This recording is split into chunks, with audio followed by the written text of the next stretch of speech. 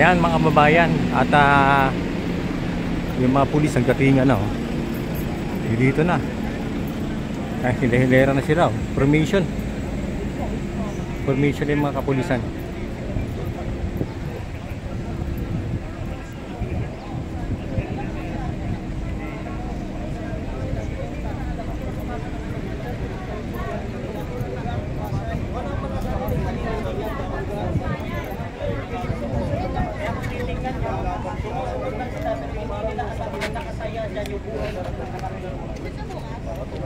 Ayan po, formation na po sila.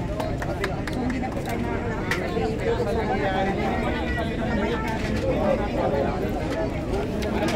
yan, hinarangan na yung pinaka-gate. Hinarang na yung gate. Hinarang na. Dito natin pwedeng lumapit yan. Hinarangan na ng mga kapulisan.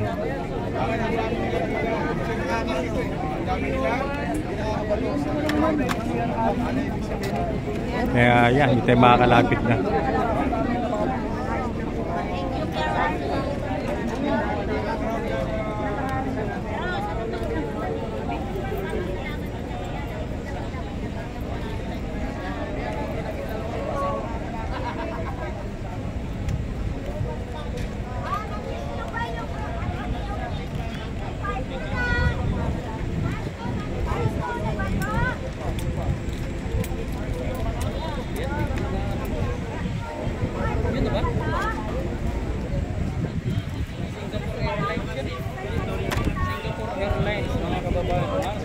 Parang gano'n na talaga.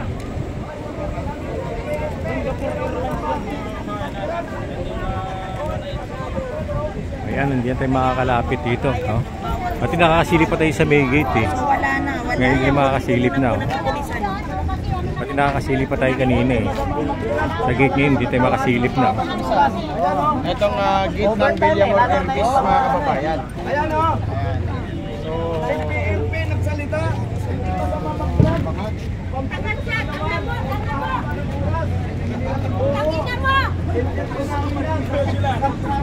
Tama yan, tama. Kailangan ng sila ang mayawak ng drugs ngayon. Yan ka na po ma'am, kasi bantay sarado ka po.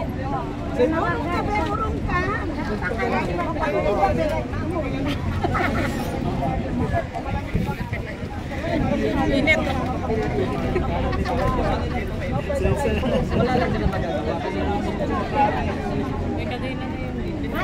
Yan, tigana, hindi makasilip.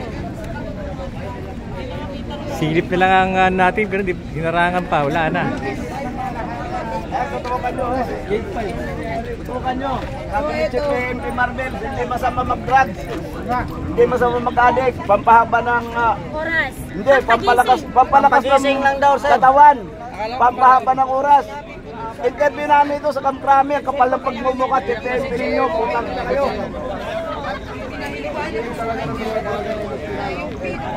Ayan ha.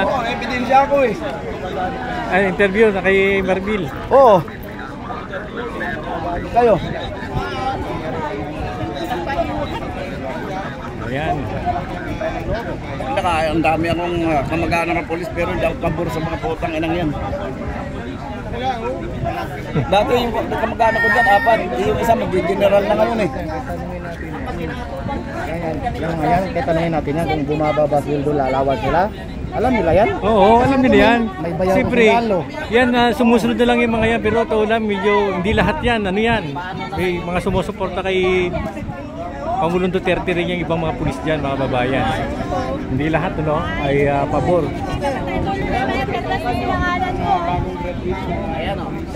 Kaya walang magawa yung mga pulisan na yan. Hindi sumunod kasi parang kapapasok lang eh. Kapapasok lang bilang PNP. Kaya sunusunuran sila mga kababayan. Kaya nakakawa rin yung mga yan, sunusunuran lang. Ito na. Yan na yan na talagang isang tao lang isang tao lang yung ano nila. Pero napakadami nila. Kung sino yung i-dispersal nila. Yan. Tayo naman dito ay nagko-cover lamang. So, yan po, may mga parating pa may dala-dala na sila walang riot shield. Mga riot shield na po itong kababayan nating kapulisan. Yan, at may iba, may mga dala ng Makikita na po natin shield na, no? na Ayan. Share nyo, share nyo. dala-dala na po mga riot shield. Halos lahat dito, mga media at saka mga vlogger.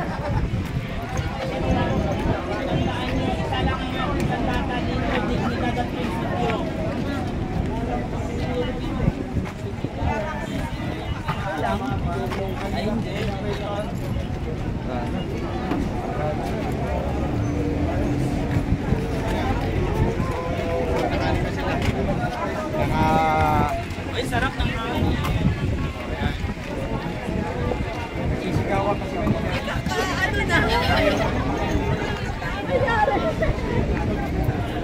Ito yung kanina yung mga pulis na to. Ito yung nakaupo sa may malaking truck eh.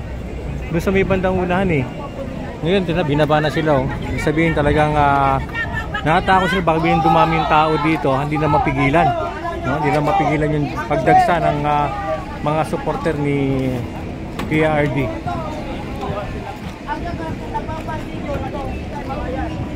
May picture ako dito. Ipapakita ko po sa inyo. William or Elvis. May picture po ako dito sa panahon ng KOJC. Nakakatawa lang kasi isa lang ang taong hinahanap. Pastor pa talaga. Akala mo kung sinong MNLF o ano bang mga NPA hinahanap. Isang tao lang. Tapos, sandamakbak na pulis ang pinapadala. Ngayon, nandito ako ngayon sa Manila. Napapansin ko, andito naman yung mga riot shield. Akala kung tingnan yung mukha namin, hindi naman kami nakakatakot. Masyadong overacting yung ating mga kapulisan. Kung titingnan nyo, walang ni isa sa aming may dalang sandata. Ang dala-dala lang namin ay mga cellphone nang sa ganon, ang mga mensahe ay mapapadala doon sa iba't ibang sulok ng Pilipinas na kung ano ang ginawa nila sa ating Tatay Digong. Ito, medyo maliwanag kasi, napapansin nyo yan? May dala-dala ko pa ang tarpaulin ng maisog. Sa likod ko mga pulis yan na may dalang riot shield. Sa Davao City to, sa Buhangin. Sa harap. Sa harap ng KOJC. Ngayon, nangyari naman sa akin ulit. Andito na naman sa likod ko ang mga pulis may dalang riot shield. Nakala mo kung sinong lulusob. Kaya kung titingnan nyo mga kapatid, imbis na ilagay nila ang kanilang lakas sa kung sino naman sa lulusob dito, wala namang lulusob siguro. Nagpapakita lang naman tayo ng suporta sa Tatay Digong. Hindi, kahit imbes na gagawin nila ang paghahanap. Namatay na kasama nila sa Bulacan, na binaril ng adik. Wala silang Yun ang ginawa dapat nun. puntahan nila. Imbes na binigyan nila panahon maghahanap sa mga NPA na nagtatago, sa mga adik na nagtatago, dito noon sila na walang mga kriminal. Kaya nauubos ang kanilang lakas, nasasayang yung binabayad nating buwis na pagtugi sa mga kriminal. Imbis na doon sila tumutugi sa kriminal, nagbabantay sa kapayapaan, nandito sila na wala naman sana kalaban. Kaya bumabalik tayo, the history repeats itself, mga kapatid. Para nangyayari ano, yung nangyari kay Aquino, no? The same na the same. The same together, love together. Oh, yan. Kung anong ama, yun talaga ang anak. Yun. Kaya Ay, mas masalong anak, hayop. patatawagan natin sa mga Pilipino, go out from your house and show your power as a people. Yes! Ho! Mabuhay! Pero wala, hindi natin masisisi ang mga kapulisan na natin sa likod kasi sumusunod lang sila. So, Sumusunod lang nandito sila. naman sila para Nandito naman magkaroon sila. ng maximum tolerance. Sa ibig sabihin, para lang magproteksyonan yung kakatahimikan dito. Hindi natin masisisi at hindi natin kalaban ang ating mga kapulisan sapagkat sila ay sumunod lamang. Di ba kakampi namin kayo? Sumunod lang sila. Pero mensahe ko sa mga kapulisan, itong ginagawa nila ngayon, dahil sumusunod na nila, alam nila yan. Mensahe ko lang sa kanila, isipin nyo ang kinabukasan ng anak nyo. Kayo, matanda na kayo, papauwi na kayo, kami paparating pa lang.